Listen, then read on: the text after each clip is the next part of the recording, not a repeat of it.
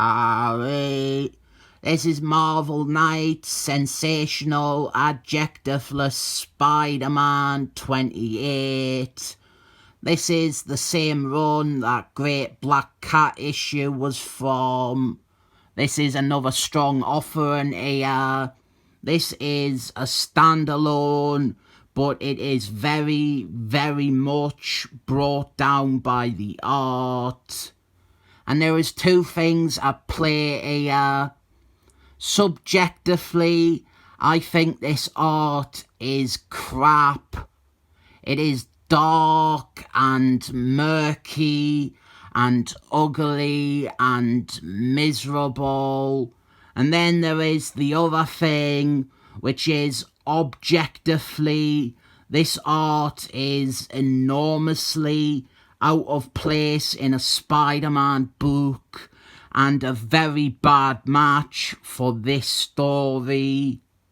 This is art that maybe can work in a scary comic, but it doesn't work for Spider-Man, Ant-Man, Carnage, Fantastic Force, Wolfman, Punisher, Silver Surfman, Excellent Force, Toxin, Thunderballs, Justice League of America, Dark Justice League, Venom, Batman, Hulk, Moon Man, Spider-Arm.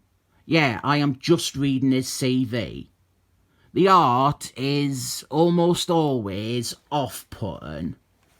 I do think, though, I have at times sat down and wondered if the art would be so bad if it was inked and coloured by someone else.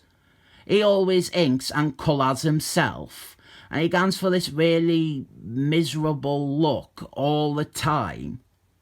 But I retired my artists who are overrated acts feature, so my more aggressive opinions on this art being horrible end here. It is tonally awful for Spider-Man and so wrong for this story. But now we are going to focus on the story here, which is really, really fucking good. This is one of them Spider-Man stories that I find it appalling that this is never considered when people do them arbitrary best Spider-Man stories ever lists. This is called My Science Teacher is Spider-Man! Exclamation mark. And it is one of those man on the street, slice of life type of stories where you see a normal person and how superheroes affect their daily life. Stories like this had been around for ages, but Kurt Busey loves to claim that he made them a thing. Here we are looking at the world through the eyes of one of Peter Parker's students and how Spider-Man unmasking affected his life. And how here, this is meant to be the hottest girl in school. The art is just crap. This isn't a dark or miserable story. It's meant to be an uplifting, colourful piece. Why and the assignment this colossally inappropriate artist? I will stop moaning about the art now, though, for real this time. In the Civil Wars crossover, Spider-Man unmasked to the public. And a lot of people really hate on this as an idea. But I think a large part of that disdain, it comes from how quickly they undid it and the way that they undid it. I actually think there is a lot of mileage in having Spider-Man's secret identity exposed or being made public. And they had this big event moment that should have defined the character for at least a few years. But then they failed to properly explore the great new directions this opened up and the lasting ramifications, because a few months later, Spider-Man guns to his best friend Satan and gets it all washed away alongside his marriage to Mary James. The student, he saw this on TV, and so does Spider-Man's enemy, perhaps his greatest enemy of all time, Dan Slott.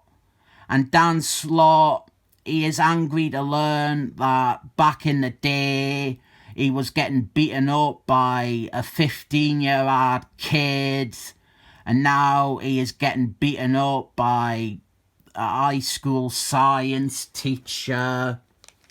And this kid, he loves science and he wants to be a marine biologist when he grows up, which is like a big secret that he told Peter Parker. And it is a big secret because if anyone at school knew that he had ambition or a goal in life, he would be mocked for it, and they'd probably say that he was gay for fish. So Dan Slott, he angrily responds to the news by attacking the high school Spider-Man teachers at. And the kid, he is coming to terms with the idea that his science teacher that he confided in is really Spider-Man.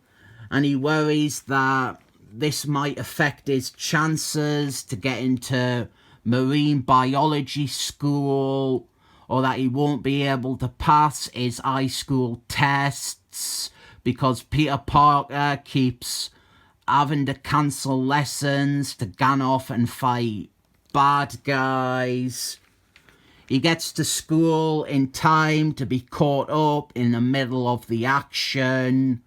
Dan Slott is beating on Spider-Man, and Spider-Man is wearing the armour Iron Man as much as bribed him with to side with him in Civil Wars. And the artist doesn't even draw it that well. With it being a big new design, you would think they would only get artists who could bring it to life. But he is quite possibly the worst artist who ever draws it. And Spider-Man, he tries to talk things through with Dan Slott, which I love. But as forum posts and Twitter will show, Dan Slott is not interested in listening. Dan Slott will insult you and a large portion of the fan base rather than ever listen to anything that isn't smoke being blown up his arse. We address that Silver Age story by Stanley Lee and Steve Dittman, the one where Dan Slott unmasked Spider-Man but didn't believe that puny Peter Parker was the real Spider-Man, and he just ignored it and tossed him away. Then the student who we have been following, he steps up and starts arguing with Dan Slott. Someone is gunning for a Twitter block. And the kid, he makes some good points and really nails how pathetic Dan Slott is and how pathetic his vendetta with Spider-Man is. And Spider-Man uses this as a distraction to punch Dan Slott in the face, Who doesn't love seeing that happen? And naturally, we end with Spider-Man and the boy, and Spider-Man thanking him and congratulating him. And then the narration establishes that he goes on to become a marine biologist like he wanted to be, and he gets the girl, and it is a happy ending. I would recommend this with the annotation that the art is bad, but you have to kind of ignore it. It is a nice single issue Spider-Man story which makes use of the new developments in Spider-Man's life, and it explores its effects on one of his major bad guys, as well as his job as a teacher, which was mostly ignored. This writer, he did a few good Spider-Man stories. This, the Black Cat one, there was one called something like The Last Temptation of Venom. That one was excellent. He also wrote an awful one where Peter Parker met God, as in the real God, the one from the Bible and Jesus' dad. He met God and he cried about Aunt May.